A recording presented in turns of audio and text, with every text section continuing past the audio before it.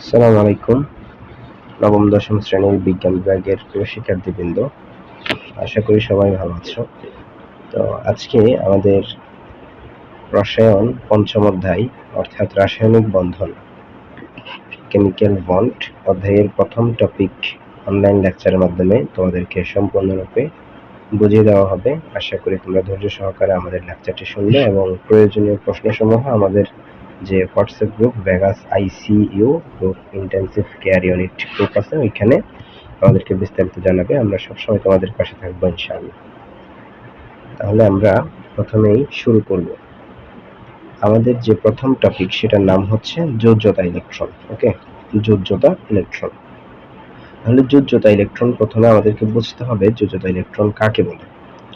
যোজ্যতা electron বলতে বোঝাই মৌলের ইলেকট্রন বিন্যাস করার পরে সর্বশেষ কক্ষপথে, মানে ইলেকট্রন বিন্যাসের পরে আমরা অনেক ধরনের কক্ষপথ পাবো, তার সর্বশেষ কক্ষপথ যেটা থাকবে সেটাতে যত সংখ্যক ইলেকট্রন থাকবে সেই ইলেকট্রনের মোট সংখ্যাকে তার যোজনী বা যোজ্যতা ইলেকট্রন বলা হবে। এখানে একটা ওয়ার্ড মিসিং হয়েছে, সেটা হচ্ছে যোজ্যতা ইলেকট্রন। ওকে, এটা একটু তোমরা লিখে নিবা। তাহলে আবার বলছি, আমরা যদি একটু দেখি তাহলে কি দেখতে পাচ্ছি আমরা, মৌলের ইলেকট্রন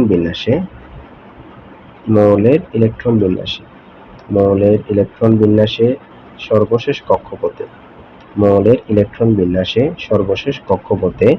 যে ইলেকট্রন বা ইলেকট্রন সমূহ, অর্থাৎ অনেকগুলো ইলেকট্রন এখানে থাকতে পারে, সেজন্য এখানে অনেকগুলো ইলেকট্রনকে বোঝানোর জন্য ইলেকট্রন সমূহ কথাটা উল্লেখ করা হয়েছে। সেই সংখ্যার মোট পরিমাণকে তার যোজনী অথবা কি বলা হবে, যোজ্যতা বলা হবে। ওকে, তাহলে আমরা যদি যোজ্যতা ইলেকট্রনের ইংরেজিতে দেখতে চাই, তাহলে যোজ্যতা ইংরেজি হচ্ছে ভ্যালেন্সি, আর ইলেকট্রনের ইংরেজি তো ইলেকট্রন। ওকে, তাহলে আলটিমেটলি দাঁড়ালো ভ্যালেন্সি ইলেকট্রন।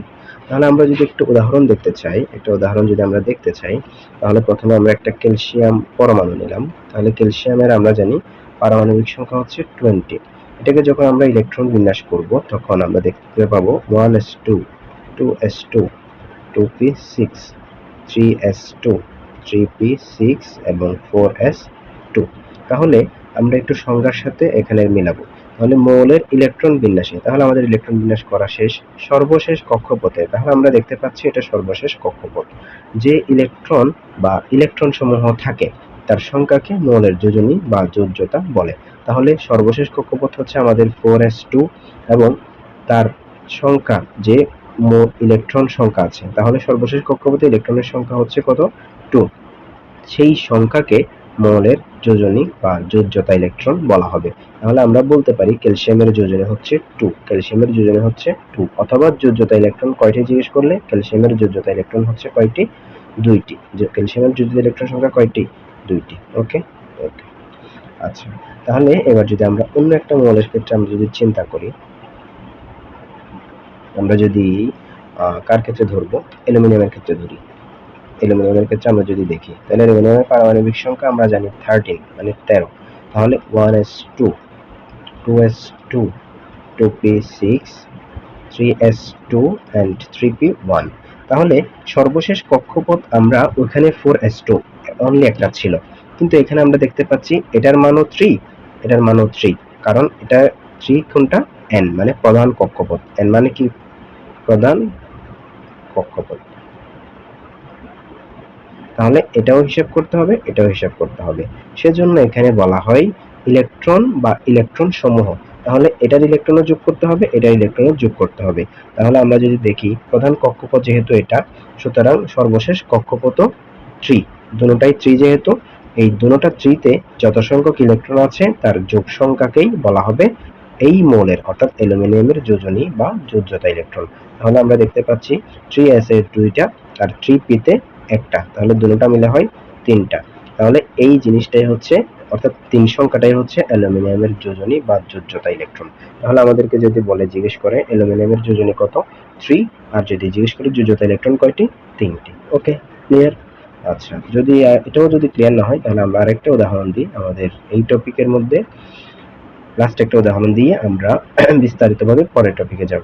ওকে, আচ্ছা। তাহলে আমরা একটা উদাহরণ দিতে পারি, আমাদের পরিচিত সোডিয়াম। সোডিয়ামের পারমাণবিক সংখ্যা আমরা জানি 11 বা 11। তাহলে 1s2, 2s2, 2p6, 3s2, ঠিক কিনা? 3s2 হবে না, 3s2 না, 3s1 হবে। তাহলে 3s1 হলো। এখন 3s1 হওয়ার পরে আমরা যদি দেখি সর্বশেষ কক্ষপথের n এর মান হচ্ছে 3। এটাই হচ্ছে সর্বশেষ কক্ষপথ, যেহেতু এটা প্রধান কক্ষপথ। ওকে, তাহলে এই প্রধান কক্ষপথে, সর্বশেষ কক্ষপথে মোট সংখ্যক ইলেকট্রনকে বলা হবে তার যোজনী বা যোজ্যতা ইলেকট্রন। তাহলে এখানে আছে একটা, সুতরাং আমরা বলতে পারি সোডিয়ামের যোজনী বা যোজ্যতা ইলেকট্রন হচ্ছে কয়টা? একটা। যোজনী বললে 1 আর যোজ্যতা ইলেকট্রন বললে 1 ইলেকট্রন। ওকে, আশা করি তোমাদের কাছে এই বিষয়টা ক্লিয়ার হয়েছে। যদিও যদি ক্লিয়ার না হয় তাহলে তোমরা আমাদের ওই ভেগাস আইসিইউ গ্রুপে আমাদেরকে জানাবে, আমরা তোমাদেরকে বিস্তারিত ভাবে বলে সহযোগিতা করবো ইনশাআল্লাহ।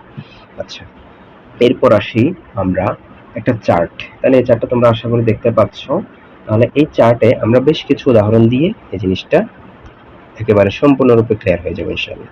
তাহলে আমরা প্রথমে একটা মৌল নিলাম নাইট্রোজেন। প্রথমে একটা মৌল নিলাম আমরা কি? নাইট্রোজেন। তাহলে নাইট্রোজেনের পারমাণবিক সংখ্যা কত? নাইট্রোজেনের পারমাণবিক সংখ্যা হচ্ছে 7। নাইট্রোজেনের পারমাণবিক সংখ্যা কত? 7। তাহলে নাইট্রোজেনের পারমাণবিক সংখ্যা যখন 7, আমরা যদি এটাকে ইলেকট্রন বিন্যাস করি, নাইট্রোজেনকে যদি আমরা ইলেকট্রন বিন্যাস করি 1s2, 2s2, 2p3 এরকম হয়। তাহলে সর্বশেষ কক্ষপথ কোনটা? এই যে 2 আছে না, এই 2। যেহেতু এটাও 2, এটাও 2, সুতরাং ওদের দুইটা উপশক্তি স্তরের মোট ইলেকট্রন সংখ্যাকে যোগ করতে হবে। তাহলে এখানে দুইটা আছে, এখানে তিনটা আছে। 2 + 3 = হচ্ছে 5। ওকে, 5। তাহলে এবার দেখি n এর মান যখন 1 হয়, আমরা জানি n এর মান যখন 1 হয় তখন প্রধান কক্ষপথকে আমরা ইংরেজি অ্যালফাবেট যেগুলো আছে সেই অ্যালফাবেট গুলো থেকে একটা অ্যালফাবেট দিয়ে আমরা প্রকাশ করি, সেটা হচ্ছে কে। n এর মান যখন 2 হয় তখন আরেকটা অ্যালফাবেট দিয়ে প্রকাশ করি, সেটা হচ্ছে l। এভাবে n এর মান যখন 3 হয় তখন m, এবং n এর মান যখন 4 হয় তখন n দিয়ে প্রকাশ করি। তাহলে এখানে নাইট্রোজেনের ক্ষেত্রে যদি আমরা চিন্তা করি, নাইট্রোজেনের ক্ষেত্রে যদি আমরা একটু দেখি, তাহলে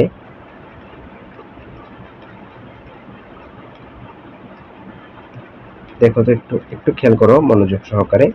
নাইট্রোজেনের ক্ষেত্রে যদি আমরা একটু দেখি, তাহলে এখানে আমরা দেখতে পাচ্ছি যে 1s2, 2s2, 2p3। তাহলে এখানে যেহেতু 1 আছে, সুতরাং এটার n এর মান হচ্ছে 1। সুতরাং এটার কক্ষপথ হচ্ছে k কক্ষপথ। এটা n এর মান কত? 2। এটার n এর মান কত? 2। সুতরাং 2 হইলে দুটোটার ক্ষেত্রে কোন কক্ষপথ? l হবে। কি হবে? l হবে। সুতরাং এখানে k কক্ষপথে ইলেকট্রন কয়টা? দুইটা। তাহলে আমরা এখানে 2 লিখব। এটাও যেহেতু l, এটাও যেহেতু l, সুতরাং l কক্ষপথে মোট ইলেকট্রন কয়টা? দুইটা যোগ তিনটা, কয়টা হবে? 5টা। তাহলে আমরা এখানে 5 লিখব। তাহলে এবার আমরা একটু সংজ্ঞার সাথে মিলাই। সংজ্ঞার সাথে কি মেলাবো? মৌলের ইলেকট্রন বিন্যাসে সর্বশেষ কক্ষপথে যে ইলেকট্রন বা ইলেকট্রন সমূহ থাকে তার সংখ্যাকে ওই মৌলের যোজনী বা যোজ্যতা ইলেকট্রন বলে। সুতরাং যেহেতু নাইট্রোজেনের ইলেকট্রন বিন্যাসে সর্বশেষ কক্ষপথ হচ্ছে l কক্ষপথ এবং তার মোট ইলেকট্রন সংখ্যা যেহেতু 5, সুতরাং নাইট্রোজেনের যোজ্যতা ইলেকট্রন কত? 5। ঠিক আছে, আশা করি তোমাদের কাছে এই বিষয়টা সম্পূর্ণরূপে ক্লিয়ার হয়েছে। এরপরে আমরা যাব পরবর্তী একটা যৌগ, পরবর্তী একটা মৌল, সেটার নাম হচ্ছে ফ্লোরিন। তাহলে ফ্লোরিনের পারমাণবিক সংখ্যা আমরা জানি 9। তাহলে ফ্লোরিনের পারমাণবিক সংখ্যা যেহেতু 9, সুতরাং আমরা এখন কি করব? এটা ইলেকট্রন বিন্যাসটা আমরা একটু করে দেখব। ইলেকট্রন বিন্যাস অনুসারে কি আসে সেটা দেখে আমরা তার যোজ্যতা ইলেকট্রন বা যোজনী আমরা নির্ণয় করব। ওকে, আচ্ছা, তাহলে আমরা ফ্লোরিন লিখলাম। ইলেকট্রন বিন্যাস করি 1s2, 2s2, 2p5। যেহেতু 2 2 4, 5 4 9, তাহলে সর্বশেষ কক্ষপথ হচ্ছে এই জিনিসটা। তাহলে সর্বশেষ কক্ষপথ অনুসারে আমরা যদি এখন চিন্তা করি, তাহলে এটা হচ্ছে k আর এটা এবং এটা হচ্ছে l। তাহলে k কক্ষপথে দুইটা ইলেকট্রন, সুতরাং আমরা এখানে 2 লিখে দিব। l কক্ষপথে 2 যোগ 5, কয়টা ইলেকট্রন? 7টা ইলেকট্রন। সুতরাং তার যোজ্যতা ইলেকট্রন আমরা লিখতে পারি 7। যোজ্যতা ইলেকট্রন আমরা লিখতে পারি কত? 7। ওকে, আশা করি তোমাদের কাছে বিষয়টা ক্লিয়ার। দেন আমরা আরেকটা মৌলের ক্ষেত্রে আমরা উদাহরণটা দেখি। বক্সটা আমরা সম্পূর্ণরূপে ক্লিয়ার করবো ইনশাআল্লাহ। তাহলে এরপরে মৌল হচ্ছে ফসফরাস। ফসফরাসের পারমাণবিক সংখ্যা আমরা জানি 15, মানে 15। তাহলে 15 নাম্বার পারমাণবিক সংখ্যা বিশিষ্ট মৌল ফসফরাসের ইলেকট্রন বিন্যাস যদি করি 1s2, 2s2, 2p6, 3s2, 3p3। তাহলে সর্বশেষ কক্ষপথ কোনটা? সর্বশেষ কক্ষপথ হচ্ছে 3s2, 3p3 যেটা। তাহলে 3s2, 3p3 তে যদি আমরা দেখি, তাহলে এটা যখন n এর মান যখন 3, তখন আমরা জানি এই যে n এর মান যখন 3, তখন প্রধান শক্তি স্তরের মান হচ্ছে বা প্রকাশ হচ্ছে m দিয়ে। তাহলে এটা হচ্ছে m, এটাও m। তাহলে m এর এটা হচ্ছে কোনটা? n এর মান 1 হওয়ার কারণে k, এটা এবং এটা n এর মান 2 হওয়ার কারণে l, ঠিক আছে? আর এটা হচ্ছে m। তাহলে n এ হচ্ছে কয়টা? 2টা ইলেকট্রন। তাহলে আমরা লিখতেছিলাম হচ্ছে ফসফরাস 15। তাহলে n এ হচ্ছে k তে 2টা, l এ 2টা 6টা, তাহলে 6 এ 2 এ 8টা। আর এখানে কয়টা? m এ 2টা যোগ 3টা, অর্থাৎ 5টা ইলেকট্রন এখানে আছে। সুতরাং তার যোজ্যতা ইলেকট্রন কত? যোজ্যতা ইলেকট্রন হচ্ছে 5। যোজ্যতা ইলেকট্রন কত? 5।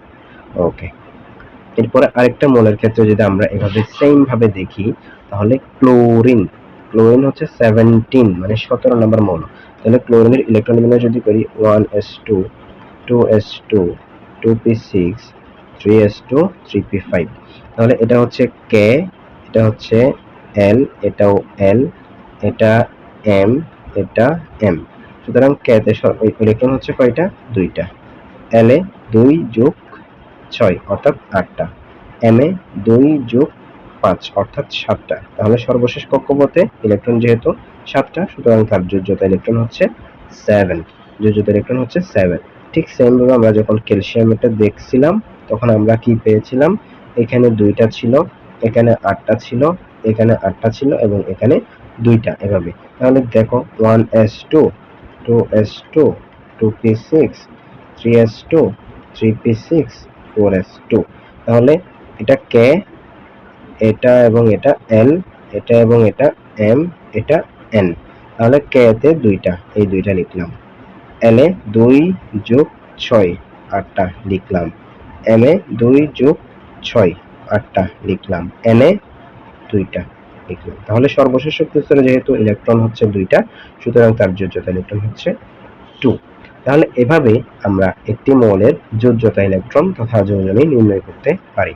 তাহলে যদি কারো কোনো প্রবলেম থেকে থাকে এই টপিকের উপর, তাহলে আমাদেরকে, আবারও বলছি, হোয়াটসঅ্যাপ গ্রুপে আলাদা করে যারা পেইড ব্যাচে ভর্তি হয়েছে, অফলাইন কোর্সে ভর্তি হয়েছে, তাদের জন্য আমাদের এই অনলাইন কোর্সটা ফ্রিতে দেওয়া হয়েছে এবং তাদের জন্য আয়োজন করা হয়েছে ভেগাস ইন্টেন্সিভ কেয়ার ইউনিট, যেখানে আমাদের তুকুট মেধাবী ছাত্ররা এই গ্রুপের মধ্যে থাকবে, থেকে মেডিকেল কলেজ, চট্টগ্রাম বিশ্ববিদ্যালয় সহ বিভিন্ন স্বনামধন্য বিশ্ববিদ্যালয়ের স্টুডেন্টের মাধ্যমে এখানে বিভিন্ন ধরনের প্রশ্ন করতে পারবে। তারা প্রশ্নের সলভ পাবে এবং কোয়েশ্চেন ব্যাংক পাবে, কোয়েশ্চেন পাবে, যেগুলো এসএসসি পরীক্ষার জন্য সবচেয়ে বেশি গুরুত্বপূর্ণ এবং যে কোনো পরীক্ষার জন্য সবচেয়ে বেশি গুরুত্বপূর্ণ সেই প্রশ্নগুলো ওদেরকে এখানে প্র্যাকটিস করানো হবে। এবং এর মাধ্যমে আমরা আমাদের এই ভেগাস আইসিইউ গ্রুপের স্টুডেন্টদেরকে সবচেয়ে বেশি চট্টগ্রামের সেরাদের মধ্যে সেরা করতে চাই ইনশাআল্লাহ। তো আশা করি তোমরা সুস্থ থাকবে, ভালো থাকবে এবং ভালো করে পড়াশোনা করবে। এবং যারা ভর্তি হও নাই, তারা আমাদের ক্লাসে এসে, অফলাইন ক্লাসে এসে আমাদেরকে যাচাই করে তারপর তোমরা ভর্তি হওয়ার সুযোগ পেতে পারো।